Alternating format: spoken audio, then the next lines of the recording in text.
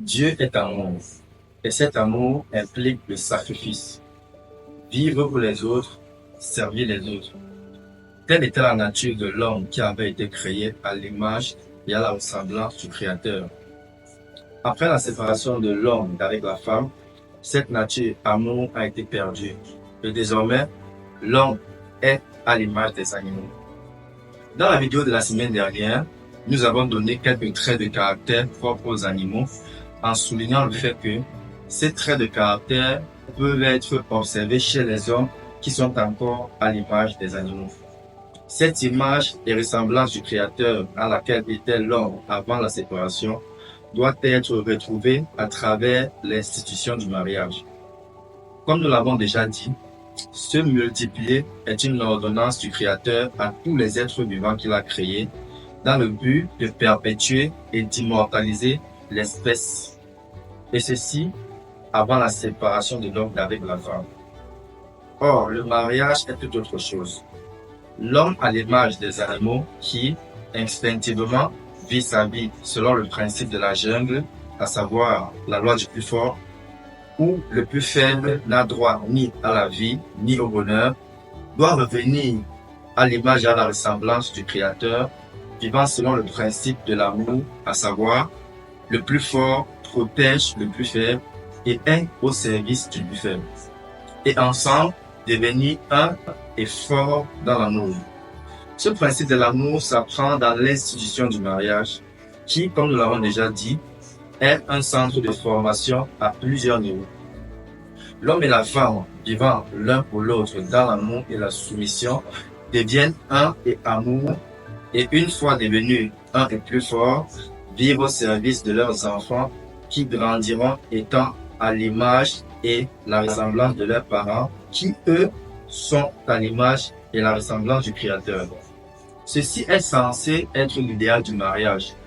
Car si un homme et une femme n'ont pas passé tous les niveaux du mariage, c'est-à-dire s'ils ne sont pas unis d'esprit et de corps, comme le recommande l'institution du mariage, eh bien, ils sont encore à l'image des animaux. Et faire des enfants dans ces conditions conduit inévitablement à des enfants à l'image de leurs parents, qui eux sont à l'image des animaux. Le monde d'aujourd'hui est devenu presque invivable à cause du fait que les parents mettent au monde des enfants étant eux-mêmes encore à l'image des animaux. Ceci conduit à la naissance des êtres qui n'ont jamais reçu d'amour, car leurs parents n'en avaient pas. Des êtres égoïstes, méchants, ne pensant qu'à leur bien-être et jamais à celui d'autrui, et surtout des êtres immoraux et irrespectueux.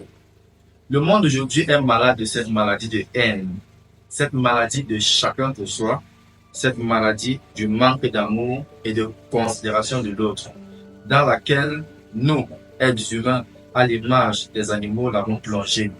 Et ceci va aller de mal en pire si le concept du mariage n'est pas bien compris par les hommes et les femmes qui décident de s'inscrire ensemble dans cette institution appelée mariage. Je vais t'expliquer dans cette vidéo ce que le mariage est censé apporter à l'être humain et comment doivent se comporter les hommes et les femmes qui ont réussi tous les niveaux du mariage. Comme nous l'avons déjà dit dans d'autres vidéos, la nature de Dieu, c'est d'être au service du monde. Et donc, si on observe les arbres fruitiers, les légumes, les herbes portant de la sémence, nous allons noter une chose qu'ils ont tous en commun. C'est que tout au long de l'année, leurs racines travaillent à extraire l'énergie du sol, tandis que leur feuillage travaille à capter l'énergie du soleil dans le but de produire des fruits qui contiendront l'énergie du soleil et de la terre, et ceci dans le but de vitaliser les oiseaux, les animaux et les êtres humains. Ils sont tous au service des êtres vivants, travaillent sans relâche jour et nuit dans le but de nourrir les êtres vivants que nous sommes.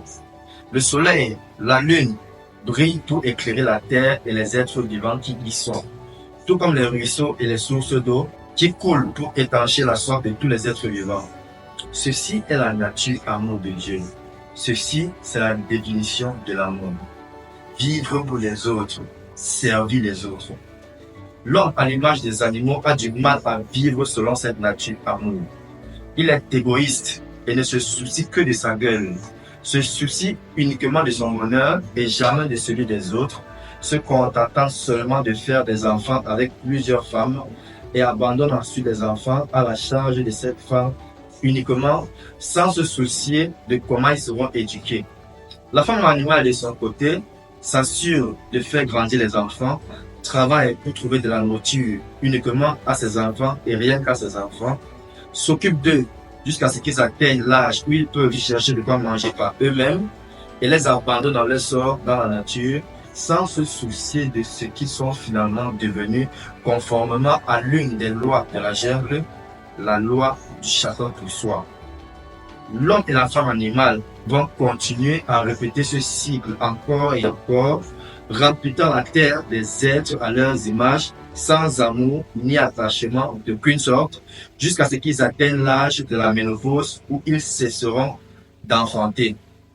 Ces enfants devenus des hommes et des femmes marcheront à leur tour exactement sur les pas de leurs géniteurs, ne pouvant donner à leurs enfants que ce qu'ils ont reçu de leurs parents, à savoir l'égoïsme, la haine, le manque d'attachement et le principe de chacun pour soi. Si la méchanceté ne fait que s'accroître ainsi dans le monde, eh bien, c'est à cause de ceci. Les hommes et les femmes continuent de mettre la charrue avant les bœufs, faisant des bébés sans toutefois avoir terminé toutes les classes du mariage, ignorant que chaque naissance est une nouvelle possibilité d'accroître l'amour dans le monde ou alors la haine. Le mariage est cette école à 3 niveaux, nous formant à être au service des autres et à ainsi le caractère du Créateur, à savoir l'amour. Et qui dit amour dit donner. Qui dit amour dit se sacrifier. Les êtres humains, avant de commencer à avoir des enfants, devraient avant toute chose réussir le premier niveau du mariage. Celui-ci est le niveau le plus important, car la réussite des 2 derniers niveaux dépend de ce premier niveau. Le premier niveau, c'est d'aimer son conjoint. Dans ce niveau, nous apprenons à aimer une personne, c'est-à-dire servir et vivre notre conjoint. 2 éléments importants sont à apprendre et à mettre en pratique par les 2 personnes inscrites à l'école du mariage, l'amour et la soumission. Dans les textes bibliques, il est recommandé au mari d'aimer sa femme et à la femme d'être soumise à son mari. Attention de ne pas croire que, comme il est dit au mari d'aimer sa femme, alors il ne doit pas être soumis à celle-ci, ou bien comme il est dit à la femme d'être soumise à son mari, alors elle ne doit pas aimer celui-ci.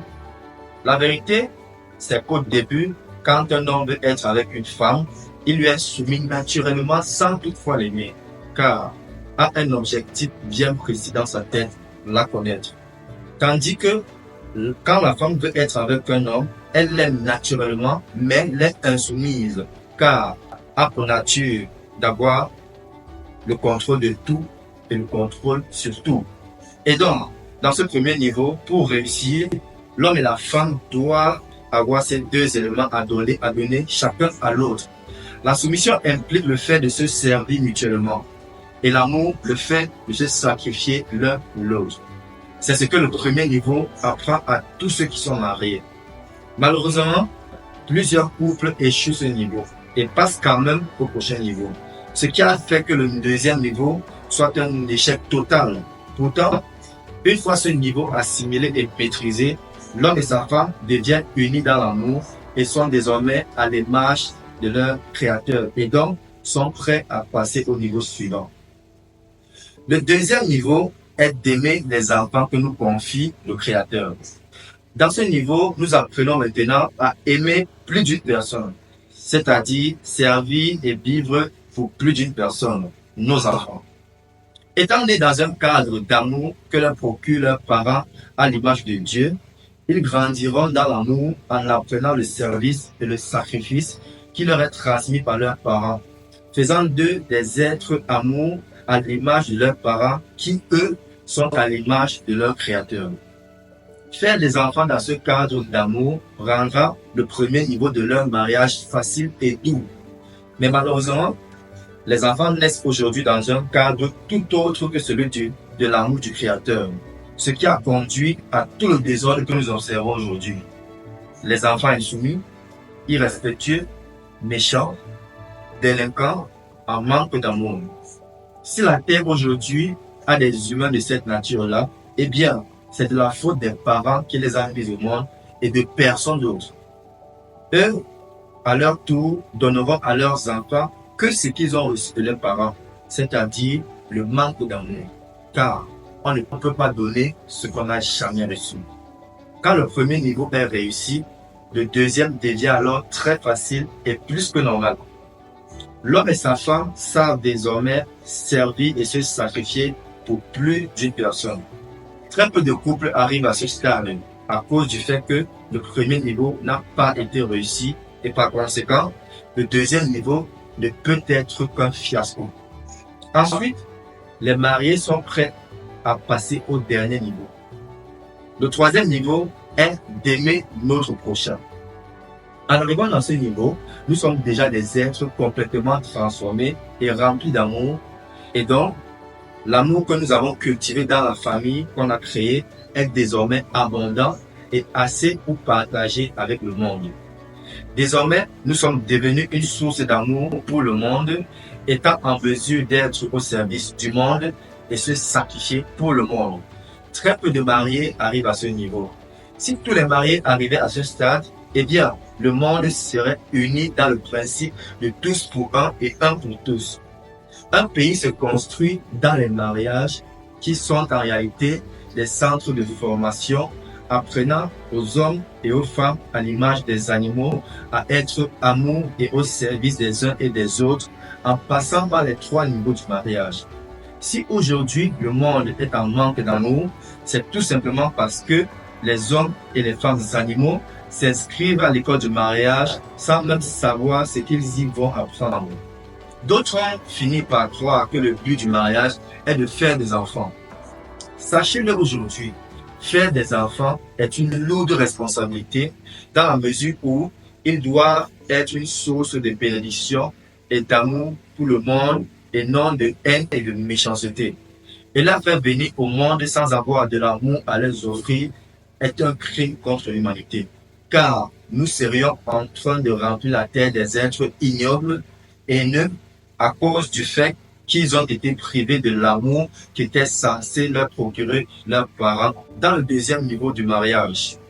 Offrir l'amour à nos enfants veut dire vivre pour eux, être à leur service, les inculquer des valeurs, la morale, leur donner une bonne éducation. À quoi ça sert d'avoir plusieurs enfants qui, au lieu de participer à l'élévation de la nation, participent plutôt à sa chute, en devenant des mendiants dans la rue, des bandits, des criminels qui remplissent les prisons, des voyous et des prostituées. Le fait d'observer de plus en plus ces vices dans notre société est la preuve que la majorité de couples dans le col du mariage passent au deuxième niveau du mariage sans toutefois avoir réussi le premier niveau. Et comme je l'ai dit dans la plupart de mes vidéos, un pays se construit par les parents dans les différentes écoles du mariage qu'on appelle encore des familles. Car un pays est un ensemble de communautés et une communauté un ensemble de familles. Ceci veut dire en réalité qu'un pays est une grande famille constituée de plusieurs petites familles. Et si ces petites familles ont échoué les niveaux du mariage, eh bien, la grande famille qu'est le pays ne se portera pas bien. Ce que j'essaie de te faire comprendre dans cette vidéo, c'est que le mariage est l'organe le plus important dans le corps d'une nation, le noyau ou même le cœur d'une nation. Si cet organe fonctionne parfaitement bien, alors le pays se portera bien. J'entends encore les hommes animaux dire qu'un homme ne trompe pas sa femme, mais qu'il se trompe des femmes, justifiant ainsi le fait qu'ils soient des désordonnés sexuels. D'autres en sont même arrivés à confondre la polygamie au désordre sexuel, ayant pour seul objectif de satisfaire leurs désirs sexuels. Ils passent le temps à citer le patriarche biblique comme exemple, disant qu'ils étaient tous des polygames et avaient plusieurs femmes, et insistent sur le fait que ce ne soit pas un péché. Nous n'avons jamais dit que la polygamie était un péché, mais nous disons que ce que ces personnes pratiquent n'est même pas la polygamie, mais le désordre sexuel. Car si c'était la polygamie, on ne les retrouverait pas en train de faire aborter leurs petits amis en secret dans les cliniques du poids. On ne les retrouverait pas en train de nier la paternité des enfants qu'ils accouchent un peu partout. Arrêtez d'appeler ce manque de maîtrise de soi la polygamie, car la polygamie est plus autre chose. La polygamie est la forme la plus compliquée du mariage, car il rend le premier niveau du mariage presque impossible à réussir. Ce premier niveau qui consiste à unir l'homme et ses femmes en un seul esprit. Cette union qui n'est effective que dans l'amour et la soumission de chacune des parties impliquées dans le mariage. Plus le nombre de femmes augmente, plus il est difficile de s'unir dans l'amour. Même les patriarches n'ont pas pu réussir ce premier niveau. C'est le cas d'Abraham et ses femmes. Sarah est la servante de Sagar, nommée Agar l'Égyptienne. La Bible nous raconte clairement l'insoumission d'Agar vis-à-vis de Sarah, sa maîtresse, ce qui a conduit à la division des deux fils d'Abraham, Ismaël et Isaac, les enfants de Agar et de Sarah respectivement.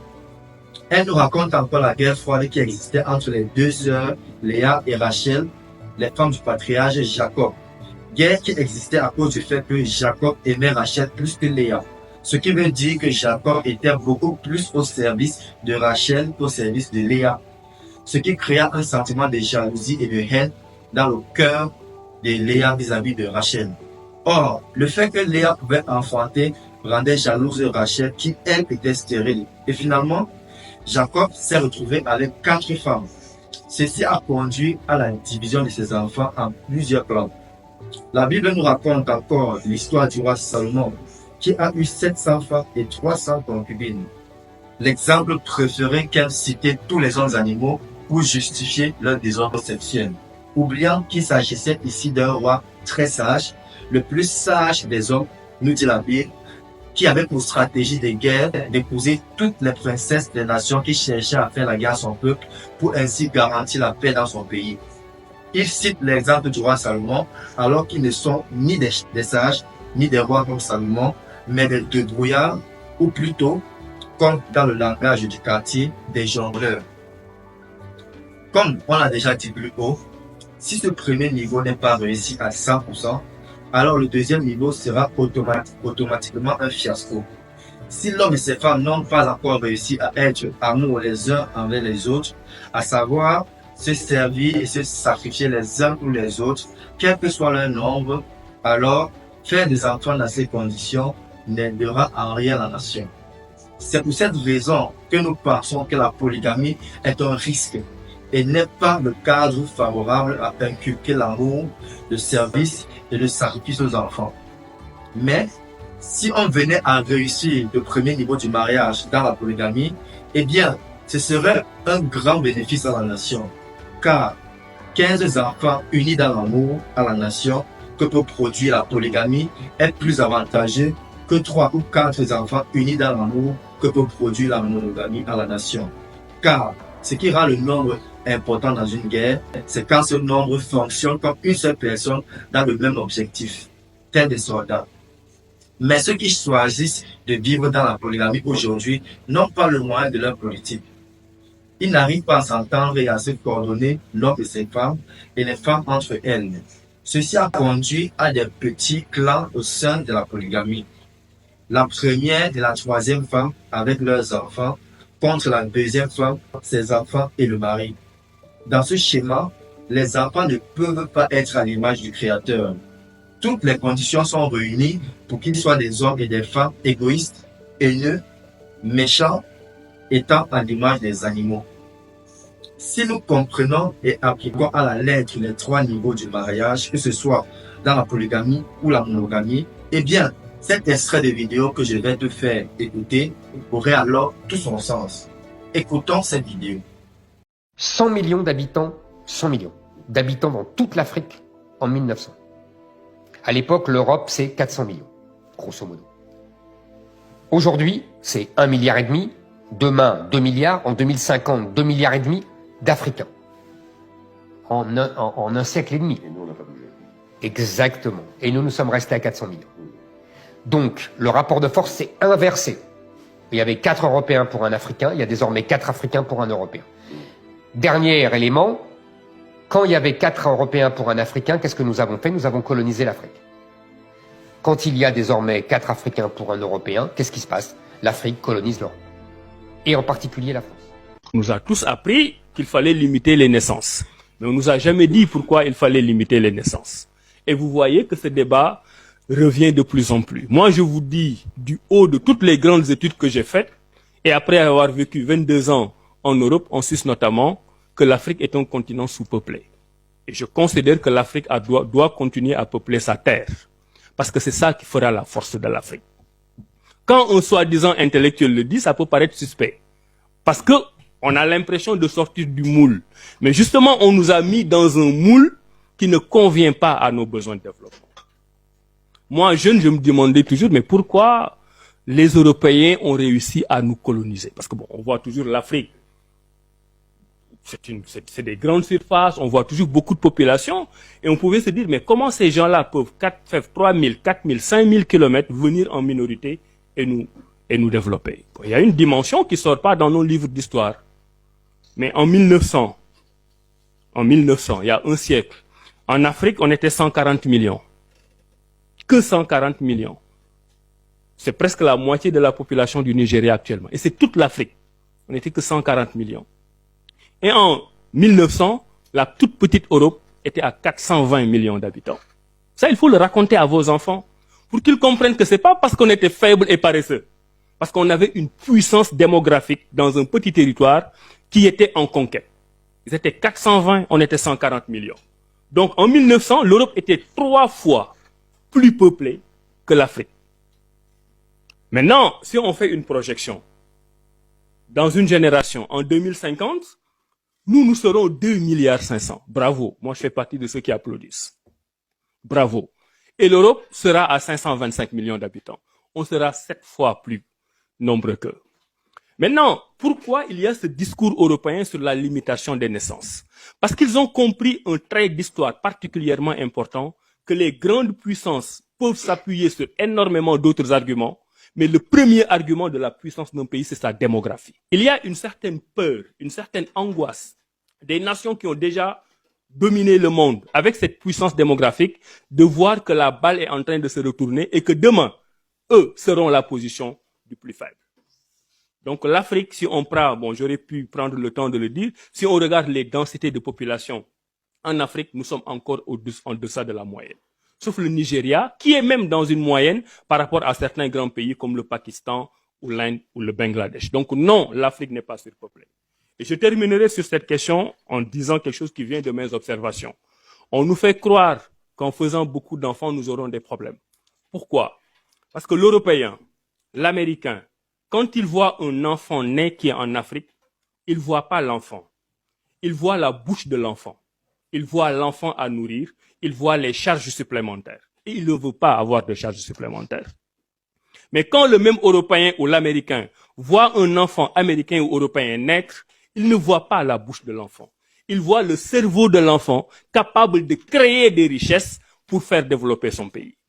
Donc l'enfant africain est une bouche, l'enfant américain ou européen est un cerveau capable de créer des richesses. C'est à nous de changer ce paradigme pour dire que nous pouvons être pauvres et être en manque de moyens, mais nous voyons en nos enfants des potentiels qui régleront les problèmes de demain.